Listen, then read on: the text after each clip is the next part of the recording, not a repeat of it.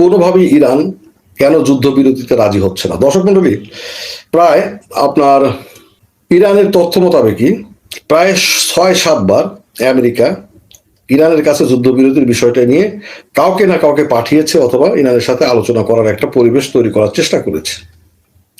কিন্তু ইরান কোনোভাবেই আপনার যুদ্ধবিরতিতে রাজি হচ্ছে না। কেন কেন বলতেছে? আমরা অন্তত আরো এই যুদ্ধটাকে মিনিমাম 3 সপ্তাহ পর্যন্ত টেনে নিতে চাই। 3 সপ্তাহ পর্যন্ত কেন টেনে নিতে চান? 3 সপ্তাহই বা কেন? এইটাই হচ্ছে কথা। ইরানের কাছে তথ্য উপাত্ত আছে, ক্লিয়ার তথ্য উপাত্ত। অলরেডি ইসরায়েল ইন্টারসেপ্টরের ঘাটতিতে পড়ে গিয়েছে, ইন্টারসেপ্টর তার কাছে কম।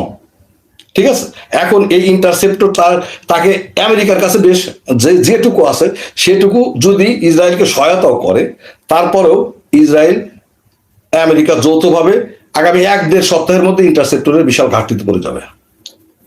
ইরানের টার্গেট আমেরিকা নয়, সত্যিকার কথা বলে। ইরানের টার্গেট আমেরিকা হলে ইরান অনেক আগেই আপনার মনে করেন যে ওই বিমানবাহী রণতরীগুলোর দিকে অ্যাটাক করে বসতো। ঠিক আছে, কিন্তু সে পারতপক্ষে কিন্তু অ্যাটাক করে না। সবসময় যেটুকু অ্যাটাক করে সেটুকু, ভাই তুমি সরে যাও, দূরে যাও, কাছে আসিও না, আমার হরুজ প্রণালীর কাছে আসবা না, আর তুমি আমার বিরুদ্ধে ব্যবস্থা বেশি মাত্রায় নিও না। নিতে গেলে আমি তোমার মানে তোমার বিরুদ্ধে ব্যবস্থা গ্রহণ করবো। কিন্তু আদতে ইরান কি চায়? ইরান চায় হচ্ছে ইরানের যে আক্রমণগুলো সেটা তো আমেরিকা স্বেচ্ছায় করে না। আমেরিকা কি 12 দিনের যুদ্ধেও ইরানে যে একদিন আক্রমণ করেছিল স্বেচ্ছায় করেছিল? এইবারও কি ইরানে আমেরিকা স্বেচ্ছায় আক্রমণ করেছে, হামলা চালিয়েছে? তা তো না। যে দেশটি ইরানকে বারবার পরাভূত করতে চায়, যে দেশটি মনে করে যে উপমহাদেশে আমাকে আঞ্চলিক শক্তি হিসেবে টিকে থাকতে হবে, আমাকে ইরানকে অবশ্যই দমাইতে হবে, ইরানকে অবশ্যই থামাইতে হবে, কারণ ইরান থাকলে আমি আঞ্চলিক শক্তি হতে পারবো না। একই বলে 2 বাঘ থাকলে, 2 দাদা থাকলে যা হয়, তাহলে সেক্ষেত্রে মারামারি কাটাকাটি হবেই। হয় ও থাকবে, না হলে আমি থাকবো। ইসরায়েলের থিওরিটাও ঠিক ঠিক আছে। একই সমাজে 2টা দাদাগিরি থাকতে পারে না। একই সমাজে 2 মোড়ল থাকতে পারে না। একই বনে 2 বাঘ পাশাপাশি থাকতে পারে না। তাহলে কি? যে কোনো একজনকে থাকতে হবে। এই যুদ্ধটা হচ্ছে সেই একজন নির্ধারণের যুদ্ধ। সেই একজন কে থাকবে সেটাই নির্ধারণের যুদ্ধ। এবং এইবার যে থাকবে সে আগামী 50-60 বছর, এরকম 70-80 বছরের জন্য সে আপনার মনে করেন এখানে দাদাগিরি করবে। এটা আর কেউ তাকে থামাইতে আসবে না, থামাইতে পারবেও না। যে কারণে বলা হয় যে ইরান যদি খোদ মার্কিন আপনার মনে করেন যে প্রশাসন যেটা মনে করে, ইরান যদি খালি ইরানের আমরা যতই ধ্বংস করি, যদি ইরানের সরকারটা টিকে থাকে তাহলেই ইরান জিতে যাবে। ইরানের দাদাগিরি মানতে বাধ্য হবে। আমাদের তো একসময় যুদ্ধ ক্ষান্ত দিতে হবে, দিতে তো হবে। একসময় তো গোলা শূন্য হবে, তখন কি করব? যে কারণে ইউরোপের দেশগুলো আমেরিকার সাথে আসতেছে না। কারণ কি? তারা দেখতেছে এই দিকে থেকে এরা নাচারের মধ্যে আছে, এদের অস্ত্র কমে যাচ্ছে, এদের ডিফেন্সিভ অস্ত্র কমে যাচ্ছে। ইরান যেভাবে টিকে আছে, আর ইরানকে যেভাবে রসদ সাপ্লাই দিচ্ছে বিশেষ করে রাশিয়া, ঠিক আছে, এবং চীন যেভাবে টেকনোলজি দিয়ে সহায়তা করতেছে, সবকিছু দিয়ে সহায়তা করতেছে, তাতে ইরান আরো মায়ের খায়া হলেও 2-4-5 মাস টিকে থাকতে পারবে। আর 2-4-5 মাস কোনোভাবে কোনো ইকুয়েশনেই ওপর পক্ষ টিকে থাকতে পারবে না, যদি না আপনার পারমাণবিক অ্যাটাক করা হয়। পারমাণবিক অ্যাটাক ছাড়া ওই পক্ষ যৌথভাবেও আগামী 5-6 মাস টিকে থাকতে পারবে না। আর ইরান মনে করতেছে 5-6 মাস না, ইরান মনে করতেছে আগামী 2 সপ্তাহের মধ্যে আমার খেলাটা জমে যাবে। ঠিক আছে, ইরান যে কারণে আজকে বলেছে, আজকে ঘোষণা করেছে, আমি এই 17 দিনে মাত্র 700 ব্যালিস্টিক মিসাইল নিক্ষেপ করেছি, অরিজিনাল। আর বাকি যতগুলো ছিল সব ভুয়া, সবগুলো তোমাদেরকে ফাঁকি দেওয়া হয়েছে। তোমরা ওই ভুয়াগুলোর দিকে তোমার মিসাইল ছেড়ে তুমি তোমার মিসাইলকে থার্ডের মিসাইল তুমি শেষ করে ফেলেছো, প্যাট্রিয়ট শেষ করে ফেলেছো, আয়রন ডোমের মিসাইল শেষ করে ফেলেছো আমার ভুয়া মিসাইলগুলোর দিকে। আর আমি এ পর্যন্ত 3000 ড্রোন, ম্যাপ অরিজিনাল ড্রোন, বিস্ফোরকবাহী ড্রোন আমি ব্যবহার করেছি 3000-এর মতো। কিন্তু আমার ড্রোন গেছে অনেক, 7-8 হাজার। এগুলো ম্যাক্সিমামই বিস্ফোরক ছাড়া ছিল।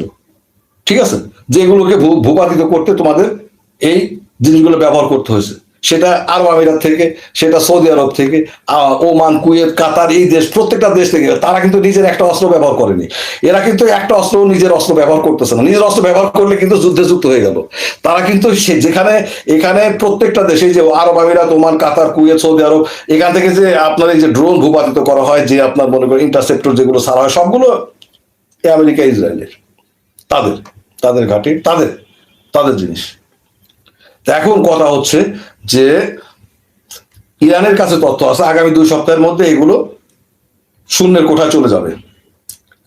ওই 1 সপ্তাহের মধ্যে সে এমন একটা খেলা খেলবে, T20 ম্যাচ, যে খেলায় একটা দেশ আগামী 50 বছরে আর মুখ তুলে তাকাতে পারবে না। আগামী 50 বছর সে আর মাথা তুলে তাকাতে পারবে না, যদি না পারমাণবিক অ্যাটাক হয়। আর পারমাণবিক অ্যাটাক হওয়ার সম্ভাবনাও খুব একটা বেশি নেই, অনেক তথ্য আছে, কারণ ইরানের পাশে পারমাণবিক ক্ষমতাধর অনেক দেশ আছে। অন্তত এখন যদি পারমাণবিক ক্ষমতাধর দেশগুলো যদি 2 ভাগ করে ফেলেন, তাহলে ইরানের পক্ষে পারমাণবিক ক্ষমতাধর ধরের সংখ্যা বেশি। ভারত পারমাণবিক ক্ষমতাধর, সে 2 পক্ষই যাবে না, কোনো পক্ষই যাবে না। আপনি যদি মনে করে থাকেন যে ন্যাটোর দেশের মধ্যে পারমাণবিক সক্ষমতা আছে 2টা দেশের, মনে করেন ব্রিটেন, ফ্রান্স, আর কারো নাই, ঠিক আছে? তো ব্রিটেন, ফ্রান্স আর কে? আমেরিকা। ওরা যদি সাথে যায় তারপরেও 3টা। আর এদিকে ভারত নিরপেক্ষ থাকুক, বাকি যারা আছে তারা সবাই কার দিকে? ইরানের দিকে। আপনি উত্তর কোরিয়া বলেন, চীন বলেন, রাশিয়া বলেন, পাকিস্তানকে কি আপনি মনে করেন যে ধরবেন যে ওই পক্ষে যাবে? ইসরায়েলের জন্য, মানে ওই দেশটার জন্য হলে পারো নামটা নেওয়া উচিত না, নামটা নিলে আপনার মনে করেন যে সাবধান করে দেওয়া হয়েছে। যাই হোক, ওই দেশটাকে যদি আপনি কাউন্টে রাখেন, তাহলে পাকিস্তানের নিরপেক্ষ থাকার কোনো অবস্থান নেই, সেক্ষেত্রে এইদিকে নেবে। তাহলে আপনি যদি দেখেন পারমাণবিক বোমা মারাটা কি এত সহজ? ইরানের পক্ষে 4টা পারমাণবিক দেশের অবস্থান, আর ওদের পক্ষে 3টা, তাও 3টার মধ্যে 2টা ঘোষণা দিয়েছে আমরা এই যুদ্ধে যুক্ত হব না। 2টা দেশ ঘোষণা দিয়ে ফেলেছে আমরা এই যুক্ত হব না, ফ্রান্স এবং মনে করেন যে ব্রিটেন, কোনোভাবেই তাদেরকে যুক্ত করা যাচ্ছে না। তো তাহলে তাহলে কি? এই জন্যই বলা হচ্ছে যে ইরান আগামী 3 সপ্তাহের মধ্যে যুদ্ধবিরতির বিষয়ে আলোচনা করবি না, কথাই নাই। 3 সপ্তাহ আমি টেনে নিতে চাই।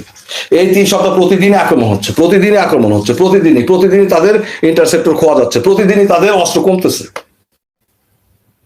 আর ইরানের অস্ত্র কমার কোনো লক্ষণ নাই। কেন? ইরানের ফ্যাক্টরিগুলো ভূগর্ভস্থ, সেখানে প্রোডাকশন চলতেছে। দ্বিতীয়ত হচ্ছে ইরানের মিসাইল, অনেকেই মনে করে থাকে, আমেরিকাও মনে করে, ইরানের মিসাইল সাপ্লাই করতেছে চায়না, মিসাইলের ঘাটতি পূরণ করতেছে চায়না, আসতেছে চায়না থেকে। আর ড্রোন যে রাশিয়া থেকে আসতেছে, এটা ওপেন সিক্রেট। রাশিয়াতে যে ড্রোন ফ্যাক্টরিটা করা হয়েছে, সেই ড্রোন ফ্যাক্টরির যৌথ মালিকানা ইরান এবং রাশিয়া দুজনই। কাস্পিয়ান সাগরের তীরে যে ড্রোন ফ্যাক্টরিটা করা হয়েছে, সেই প্রযুক্তিটা হচ্ছে ইরানের, ফ্যাক্টরিটা হচ্ছে, মানে অর্থটা হচ্ছে আপনার মনে করেন রাশিয়া। তারা যৌথভাবেই আপনার মনে করেন যে সেই ফ্যাক্টরিটা করেছে, এবং সেটা পৃথিবীর সবচেয়ে বড় ড্রোন কারখানা। কাস্পিয়ান সাগরের তীরে একদম মনে করেন যে ওখানেই বন্দর, মানে বন্দর, ওখান থেকে শুধু লোড হচ্ছে এখন জাহাজে, সেটা এসে কাশ্মীর সাগর পার হয়ে এসে ইরানে পৌঁছতেছে, অথবা সাবমেরিনের মাধ্যমে আসতেছে, পানির নিচ দিয়ে আসতেছে। সাবমেরিন আপনারা মনে করেন যে আনলোড হচ্ছে। বিষয়টা এটাই। এর কাশ্মীর সাগরে রাশিয়া ছাড়া অন্য কারো আধিপত্য নাই। কাশ্মীর সাগরের তীরে যে কয়েকটা দেশ আছে প্রত্যেকটাই রাশিয়ানপন্থী, কাজাকিস্তান, উজবেকিস্তান, তুর্কমেনিস্তান, পাকিস্তানও তো না, ইরান আর রাশিয়া, এই তো 5টা দেশ। আমি 5টা দেশের মধ্যে যে 3টা বললাম, তার মধ্যে 1-2টা নাম ভুল হতে পারে একটা নামের, কিন্তু বাকি করলাম। এখন এই অবস্থার মধ্যে ইরানের ক্ষতি হচ্ছে, ইরানের প্রবলেম হচ্ছে যে ইরানের ডিফেন্স সিস্টেম অত শক্তিশালী নয়, এটা ইরান আগে থেকেই জানে। এখন ইরানের ডিফেন্স সিস্টেম যদি এখন যদি S-400, 500 রাশিয়া দেয়, তাহলে ওপেন বিশ্বযুদ্ধ বেজে যাবে। এইভাবে ন্যাকেটলি আপনার নামা যাবে না, ঠিক আছে? এই কারণে দেওয়াও হচ্ছে না। ইরান এই ক্ষতি মেনে নিচ্ছে। আমার ইনফ্রাস্ট্রাকচার, বারবার বলে না ইরান, আমার ইনফ্রাস্ট্রাকচার যাচ্ছে, ক্ষতি হচ্ছে, এই ক্ষতি আমি পুষিয়ে নেব। কার কাছ থেকে পুষিয়ে নেবে ভাই? হরমুজ প্রণালী তো আমার দখল, হরমুজ প্রণালী তো ছাড়ানো যাবে না। তো হরমুজ প্রণালী যদি ছাড়ানো না যায়, তাহলে হরমুজ প্রণালী থেকে আমি এটা পুষিয়ে নেব, ট্যাক্স বসাবে। জিনিসটা হচ্ছে এই।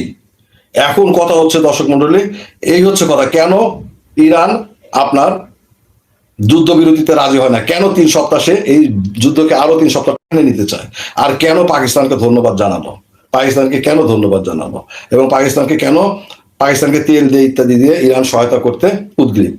দর্শক মন্ডলী, আমার মনে হয় আমার যতটুকু বক্তব্য ছিল আমি বলে ফেলেছি দর্শক মন্ডলী, বাকিটা আপনাদের উপরে যদি আপনাদের কোনো নিজস্ব বক্তব্য থাকে অবশ্যই জানাবেন আমাকে, অবশ্যই জানাবেন। আমার বক্তব্যের সাথে আপনারা কতটা একমত দ্বিমত সেটাও জানাতে পারেন, কোনো আপত্তি নেই। আমাকে যে কোনো বিষয়ে যে কোনো কিছু বলতে পারেন, কোনো ধরনের সমস্যা নেই। এটা কে বলছেন ভাই আপনাদের? ধন্যবাদ ভাই, আপনি যেই বলে থাকেন না কেন, আমার একটু চশমা আরো একটু পাওয়ারফুল হওয়া উচিত। আমি নামগুলো একটু চিকন অক্ষরে লেখা নামগুলো পড়তে পারতেছি না, কিন্তু আপনার লেখাটা পড়তে পারতেছি। যে আমেরিকা আফগানিস্তানের সাথে এত বছর যুদ্ধ করেও টিকতে পারে না, সেই আমেরিকা ইরানের সাথে টিকবে কিভাবে? এটা কথা সত্য। আমেরিকার আফগানিস্তান এবং ইরানিয়ান জাতি গোষ্ঠী প্রায় ভাই ভাই, একই রকম, একই রকম। এরা আপনার মনে করেন যে যুদ্ধ করতে অভ্যস্ত। এরা আত্মাহুতি দেওয়া, মারা যাওয়া, এটাকে এরা মানে ইয়ে মনে করে, কি বলে, গৌরবের মনে করে। ঠিক আছে, গৌরবের মনে করে। তো কথা হচ্ছে যে এদেরকে আপনি দমাবেন কিভাবে? বরং আফগানিস্তানের যে অস্ত্র ছিল না সেটা ইরানের আছে। কাজে উনি যেটা বলেছেন সে কথাটা অনেকটাই যৌক্তিক বলে আমি মনে করি। কিম জং, কিম জং আপনাদের সাথে আছে, আমাদের সাথে আছে। কিম জং, হ্যাঁ, পারমাণবিক একটা সাপোর্ট। কিম জং একটা অন্যতম। আমার পারমাণবিক বোমা না থাকলেও, ইরানের না থাকলেও, কিম জং হচ্ছে একটা বড় সাপোর্ট পারমাণবিক বোমার ক্ষেত্রে। যাই হোক, ধন্যবাদ আপনাকে যারা SMS করেছেন। দর্শক মন্ডলী, আপনাদের অনেক বড় বড় কিছু SMS আছে, সেই SMS গুলো অনেক বড় বড় কিছুই আছে, সেগুলো ভাই আমার কমেন্ট সেকশনে, প্লিজ কমেন্ট সেকশনে দিয়ে দিবেন। কমেন্ট সেকশনে একটু কপি করে দিবেন, আমি প্রত্যেকটার উত্তর দেবো। দর্শক মন্ডলী ভালো থাকবেন, খোদা হাফেজ, আসসালামু আলাইকুম।